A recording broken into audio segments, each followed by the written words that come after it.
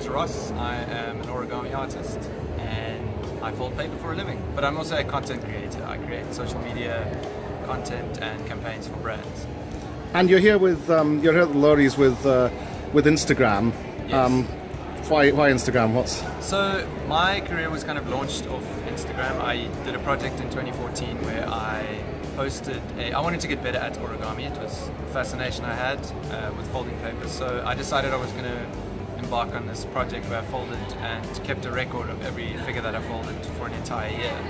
And just over the course of the year, through being featured by Instagram and on different blogs around the world, I started seeing, cool, there's an interest in this and I could potentially turn it into a career. It wasn't as straightforward as that, but through a series of very fortunate events, I eventually just worked out, cool, well, this is what I enjoy, this is what I love doing, so I'm just going to try and turn it into a job. And that's, I say job, but it beats work, that's for sure. So what advice do you have for other people who've got a talent or a hobby or a passion that they want to sort of showcase through Instagram? What have you learned to do? What have you learned not to do? Oh man, I could write a book on all that, but I think whatever your interest or your passion is, I still don't even know if this is my passion. I'm still trying to work that out, but I think if you have an interest in something, especially if it's a creative, it doesn't have to be creative, but anything you are interested in, just find out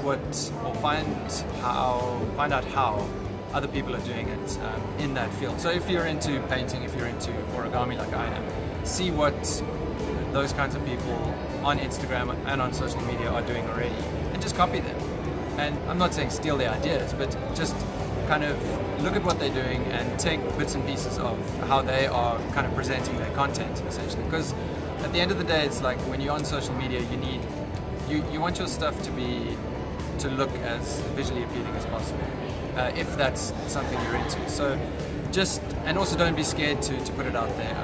I think that's one thing I learned early on, was just put it out there and don't worry about what feedback you're going to get, and just do it for yourself. Do